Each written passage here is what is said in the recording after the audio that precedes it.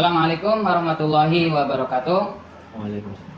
Yang terhormat Ibu Fasilitator kelas 126B, Ibu Lili Mu'alifah, Bapak Suyatno selaku pengajar praktek yang saya hormati juga, dan perkenalkan saya Ahmad Hidayat dari SDN Purek Sariwaru, calon guru penggerak angkatan 7 dari Kabupaten Sidoarjo. Hari ini saya bersama rekan sejawat saya. Nama saya Ahmad Syekhul Ula, bisa dipanggil Pak Ula. Saya di sini mengajar BTG kelas 5. Nah, hari ini kita akan melaksanakan kegiatan supervisi akademik pada tahapan pra-observasi. Yuk simak video ini selengkapnya. Selamat siang Pak Gulam. Selamat siang Bapak Dayat. Gimana kabarnya, sehat? Alhamdulillah sehat. Bapak Dayat sendiri? Alhamdulillah sehat. Alhamdulillah. Tidak ada jam pembelajaran? Alhamdulillah untuk sementara ini masih kosong, jadi bisa meluangkan waktu untuk Bapak Dayat. Alhamdulillah. Nah, begini Pak Gulam. Beberapa hari yang lalu saya sudah menyampaikan ke Pak Gulam bahwasanya saya ini mendapat tugas dari guru penggerak untuk melaksanakan kegiatan supervisi akademik.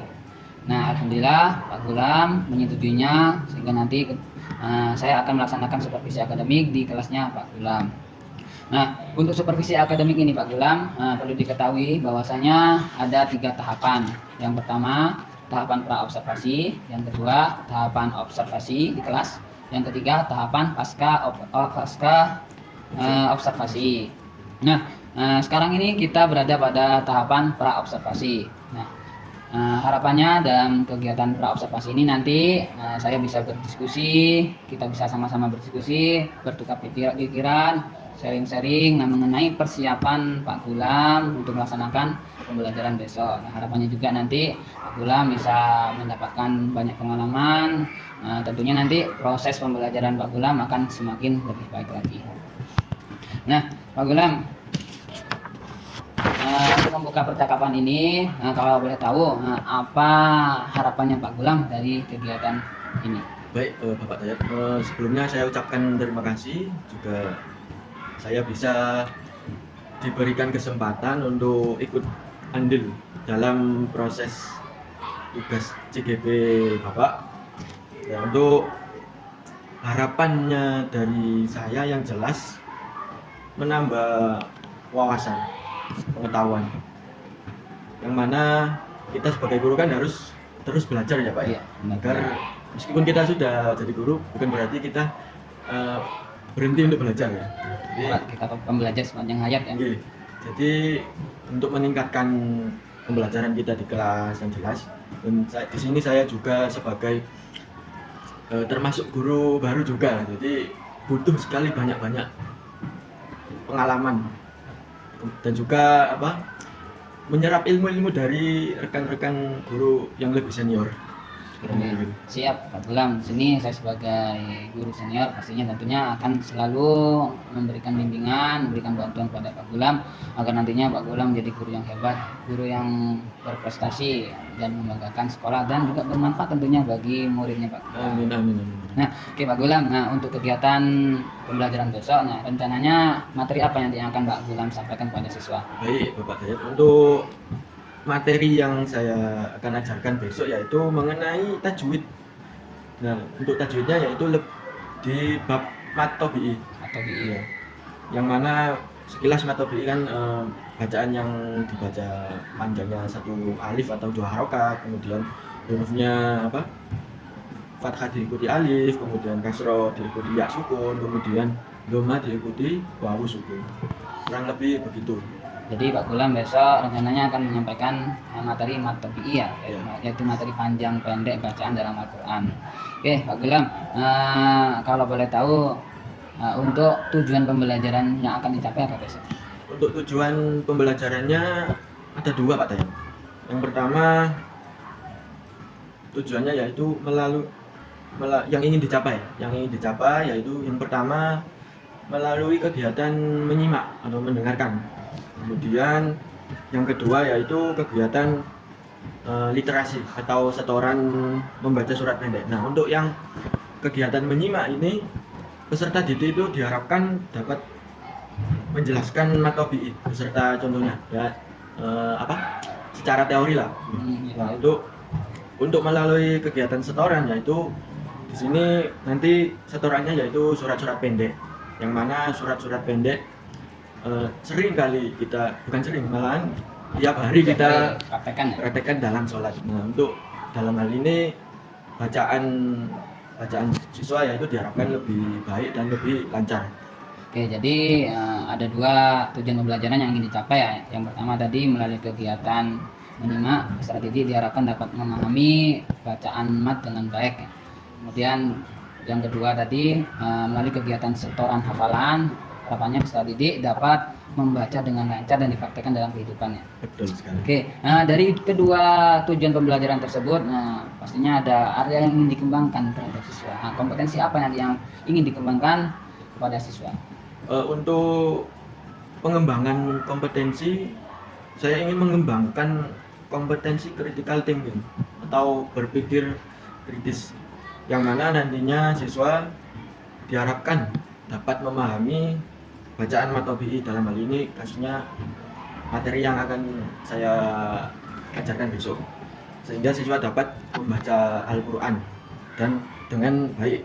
Nah, untuk kemudian dari setoran hafalan akan diharapkan murid itu bisa lancar dalam melakukan literasi atau membaca Al-Quran, apalagi yang kita tahu tadi sebelumnya juga dibahas, surat-surat pendek juga setiap hari kita baca saat sholat.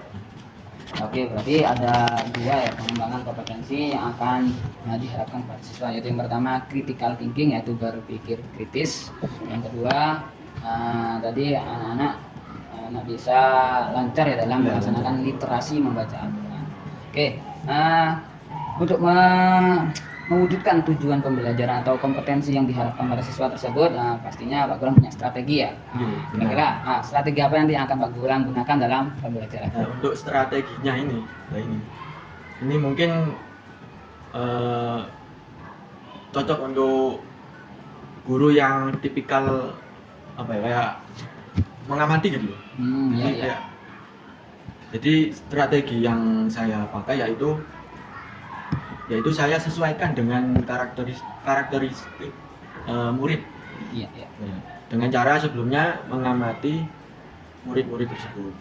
Kemudian dari situ akan saya putuskan atau menggunakan kemudian dari pengamatan tersebut saya bisa memutuskan atau menggunakan strategi yaitu pembelajaran diferensiasi, yaitu pembelajaran yang mengakomodasi berbagai kebutuhan belajar peserta didik. Jadi besok rencananya Pak Gulam akan menggunakan strategi pembelajaran diferensiasi, di mana strategi tersebut dapat mengakomodasi berbagai kebutuhan belajar siswa ya.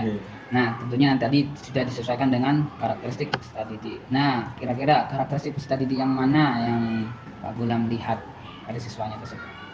Untuk karakteristik peserta didik yang saya dapatkan dari observasi sebelumnya yaitu banyak itu murid-murid kan karakternya macam-macam ya Pak ya? Iya, benar-benar. Yang saya temuin sejauh ini itu murid itu ada yang mungkin fokusnya gampang pecah, kemudian mungkin yang rame sendiri, terus membuat obrolan dalam kelas itu kan sering ya Pak ya? Iya, benar-benar. Nah, dari situ saya memutuskan menggunakan strategi tersebut. Jadi Pak Gulam tadi mengamati mungkin apa dari segi gaya belajar ya? Ya, dari segi gaya belajar. Kalau boleh tahu gaya belajarnya siswa Pak Gulam itu seperti apa? Kalau untuk gaya belajar itu yang saya lebih ke menggunakan audio dan visual.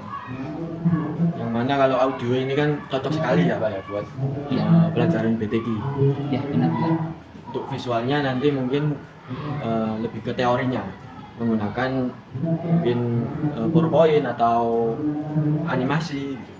Jadi kalau yang saya tangkap berarti muridnya Pak Gulam ini punya setidaknya dua gaya belajar, yaitu tipe audio dan visual. Audio itu yang tadi yang suka belajar dengan cara mendengarkan guru ceramah, atau mendengarkan MP3 suara Al-Quran ya.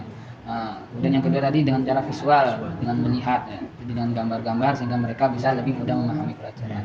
Oke, nah Pak Gulam, nah untuk melaksanakan strategi pembelajaran berdiferensiasi ini, nah apa persiapan yang akan Pak Gulam laksanakan? Baik, untuk persiapan pembelajaran ini, yang pertama yang jelas saya harus melakukan pemetaan, Iya, pemetaan gaya belajar peserta didik, karena ini juga mempengaruhi strateginya, medianya nanti. Iya, Ya. benar-benar. Kemudian yang kedua yaitu pastinya membuat RPP yang jelas. Pasti itu Pak. Oke. Mungkin itu. Tadi saya sudah membaca sekilas RPP yang sudah Pak Gulam berikan kepada saya.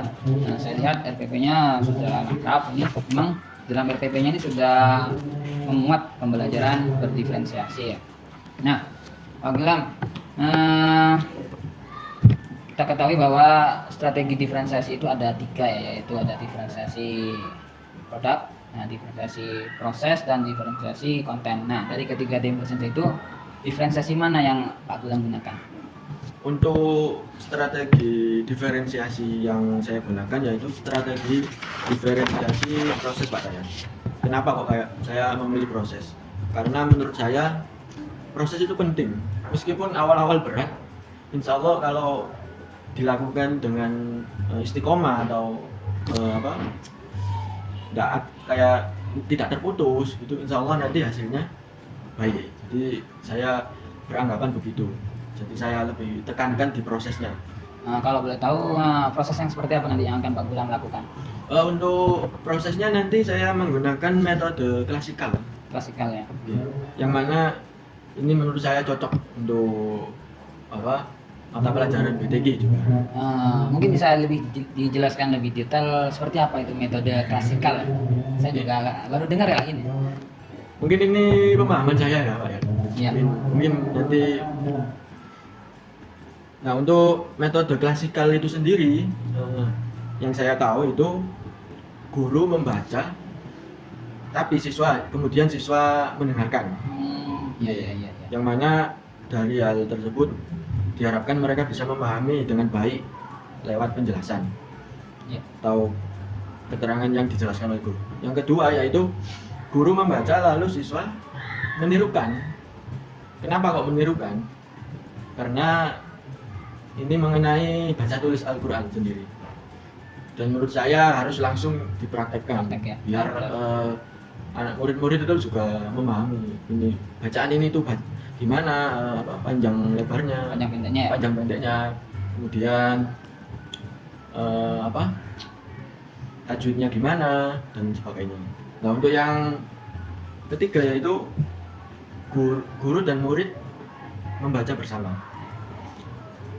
Diharapkan dari guru membaca bersama murid ini, diharapkan murid juga dapat melatih bacaannya. Maksudnya itu nggak terlalu cepat gitu ya? Terlalu cepat gitu. Jadi sesuaikan dengan gurunya kayak gitu ya? Oke. Kurang lebih begitu. Berarti metode klasikal ini yang mirip ya seperti yang diajarkan di TPQ di masjid ya? Betul sekali Pak. Guru membaca, murid mendengarkan, kemudian guru membaca, murid menirukan, dan yang ketiga murid dan guru membaca bersama-sama.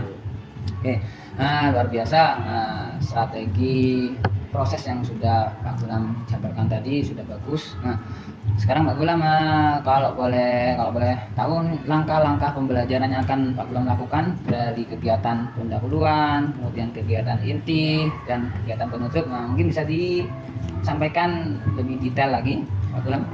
Baik, untuk langkah-langkah pembelajarannya yang pertama pendahuluan yang jelas. Yang pertama membaca doa dulu sebelum pembelajaran. Kemudian saya melakukan absensi kehadiran. Nah, kemudian yang ini yang penting Pak Dayan. Apa itu? Saya melakukan ice breaking dulu biar murid tidak kaku. Ya benar ya, dengan ice breaking nanti membuat siswa itu lebih tertarik dengan pelajarannya. Ya. Apalagi pembelajaran yang menarik itu kan tidak membosankan. Pastinya anak-anak nanti akan lebih semangat untuk belajar. Kemudian yang kegiatan intinya yaitu saya masuk di materinya menjelaskan apa itu matobi'i, kemudian huruf-hurufnya apa saja, panjangnya berapa, dan itu saya akan sampaikan lewat slide PPT, PowerPoint. Iya. Kemudian setelah melakukan penjelasan teori tentang matobi'i, saya langsung mengajak murid-murid membaca surat pendek. Jadi seperti yang saya jelaskan tadi, yang menggunakan klasikal tadi. Iya. Kemudian masuk ke penutupnya ini nanti untuk pemahaman teori nanti mungkin mengerjakan LKS. Ya, kemudian untuk pemahaman literasinya nanti saya melakukan setoran hafalan surat-surat pendek. Oke. Nah, berarti penilaian nanti yang akan Pak Gulam lakukan berarti kan mengacu pada tadi ya, ada dua ya, Ya, kalau tadi nggak salah dua. ya. Jadi yang pertama tadi anak-anak kerjakan LKS, kemudian yang kedua anak-anak setoran hafalan. ya. Oke, nah Pak Gulam, kira-kira media selain slide tadi, apalagi media yang akan Pak Gulam gunakan? Untuk media mungkin sementara itu Pak Dayat. Soalnya mungkin menurut saya itu yang lebih cocok gitu loh. Ya, mungkin juga keterbatasan Ya, peraga di sini ya. Keterbatasan. Nah, jadi sebagai alternatif Pak Gulam menggunakan slide untuk menggantikan peraga ya. Peraga. Oke, nah Pak Gulam, tentunya dalam melaksanakan kegiatan pembelajaran pastinya ada hambatan, mungkin ada kekhawatiran dari Pak Gulam. Nah, mungkin besok akan menemukan sesuatu hal yang tak terduga. Nah, kira-kira apa hambatan yang mungkin akan terjadi besok ketika Pak Gulam melaksanakan pembelajaran? Baik, untuk hambatannya mungkin ini sebelumnya saya kan sudah menjelaskan kalau saya masih statusnya masih guru pemula, tahu baru lah. Jadi mungkin untuk hambatannya lebih ke pengelolaan kelasnya. Karena kalau guru baru itu kan masih belum tahu lah alurnya itu gimana. Ya biasanya juga diremehkan Ya, sama anak-anak ya. Biasanya gitu. Jadi mungkin diharapkan dari diskusi ini mungkin saya dapat lebih meminimalisir hambatan-hambatan tersebut. Nah itu yang akan saya tanyakan, kira-kira bagaimana caranya Pak Gulam meminimalisir hambatan-hambatan tersebut? Untuk meminimalisirnya yang saya pikirkan sejauh ini, ya mungkin ini yang basic ya Pak ya buat guru pemula, yaitu mengingatkan. Nah, kalau seandainya nanti diingatkan masih terjadi gimana Mas? Mengulangi lagi? Saya ingatkan lagi Pak Tayat. Iya benar. Ya. Karena emang anak-anak itu kan harus selalu diingatkan ya. Jadi Ya. kita nggak boleh bosan-bosan mengingatkan anak-anak ketika mereka melakukan tindakan yang tidak sesuai dengan aturannya. Nah, Pak Gulam, alhamdulillah hari ini kita sudah berdiskusi panjang lebar, sharing pendapat. Nah, dari penjelasan Pak Gulam saya sudah dapat gambaran nanti seperti apa pembelajaran Pak Gulam besok harinya. Nah, mudah-mudahan dengan kegiatan ini, Pak Gulam nanti bisa bertambah pengalamannya sehingga nanti kedepannya proses pembelajaran yang akan Pak Gulam lakukan semakin lebih baik lagi. Nah, saya ucapkan terima kasih Pak Gulam sudah berkenan diskusi sama saya. Saya juga mengucapkan terima kasih yang banyak Pak. Karena kalau nggak gini saya nggak akan dapat pengalaman baru. Iya benar, kita ini sama-sama belajar. Jadi kita sebagai guru tidak boleh berhenti yang namanya belajar, karena kita sebagai guru pembelajar. Iya, Belajar sepanjang malah hayat. harus terus belajar. Dan saya juga mendoakan Pak Dayat agar lolos lah untuk Oke, seleksi amin. Semoga bermanfaat lah untuk kedepannya. Oke, terima kasih Pak Gulam. Saya akhiri ya. Assalamualaikum warahmatullahi wabarakatuh. Waalaikumsalam warahmatullahi wabarakatuh. Sampun Pak.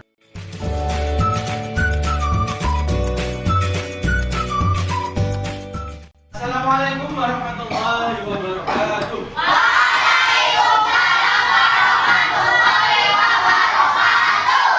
Bagaimana kabarnya anak-anak? Baik. Sehat semua? Sehat. Sebelum kita memulai pelajaran hari ini, mari kita berdoa terlebih dahulu agar pembelajaran pada hari ini berjalan dengan lancar. Berdoa dimulai.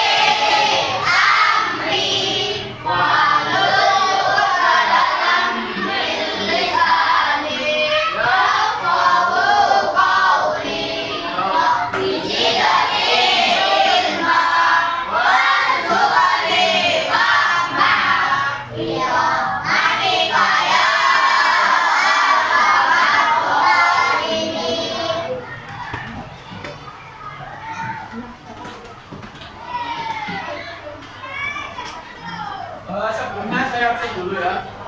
Ahmad Amirul Fuadi.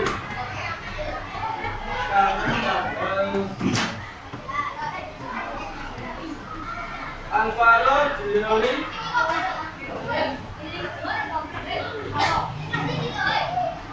Alia Silvi. Andika tadi Handoyo. Anim Dialna. Anissa Dianaru. Arina Maulana. Arman Pratama.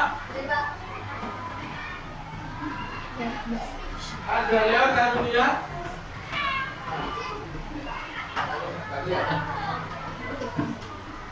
Bella Ramawati.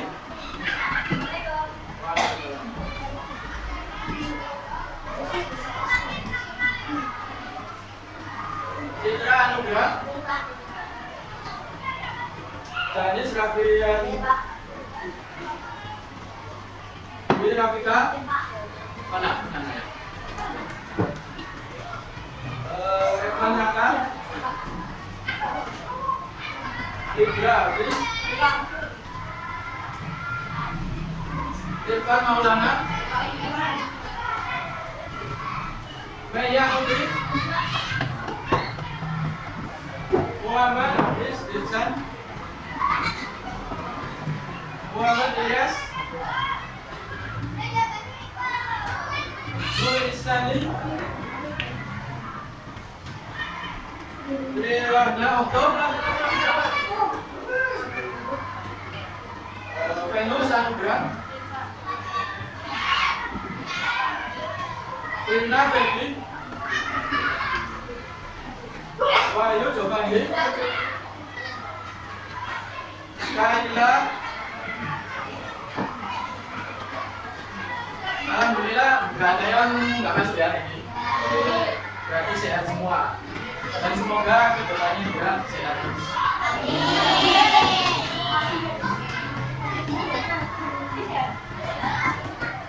Sebelum kita memulai pelajaran,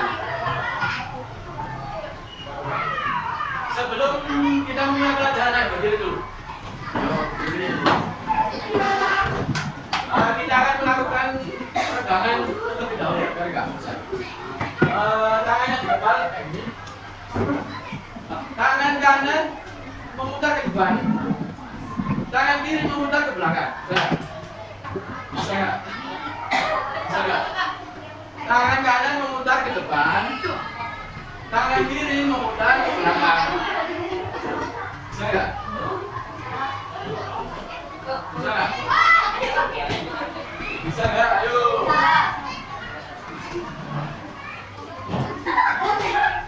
Nah, dulu. Nah, itu tadi peregangan biar kalian itu fokus. Tujuannya yaitu menyeimbangkan otak kanan dan otak kiri. Baik. Sebelum kita memulai pelajaran untuk materi selanjutnya, ada yang kan nggak? Saatnya memasuki jam kedua.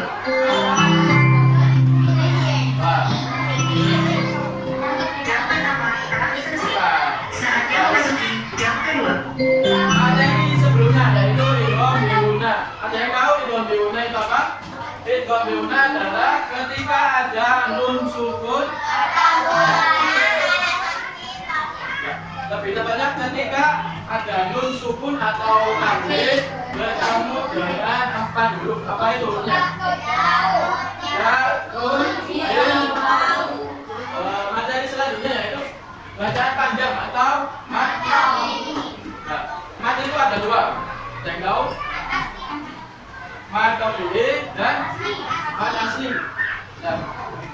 Untuk sekarang kita akan belajar tentang bacaan mat tobi'i. Ada yang tahu mat tobi'i itu apa? Yang keras.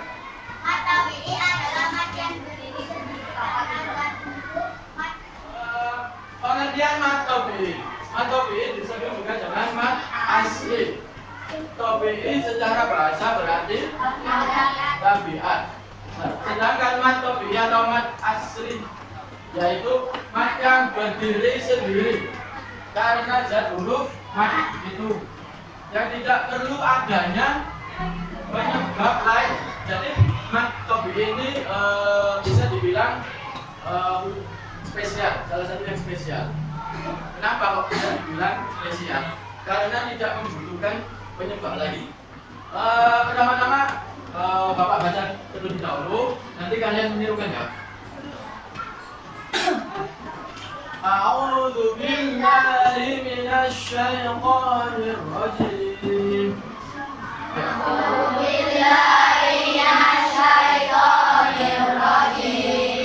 Bismillahirrahmanirrahim.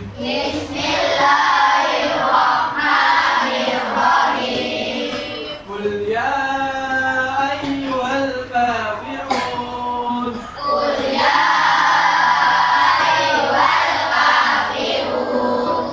La a'budu ma ta'budun.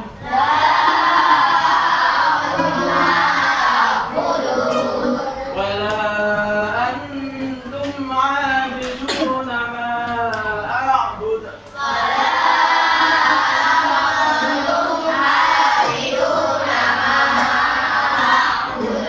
Wala ana 'abidun ma abattum.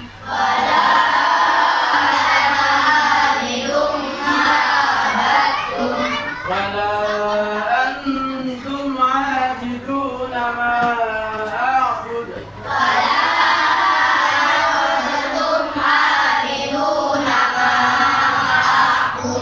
Lakum dinukum waliyadin.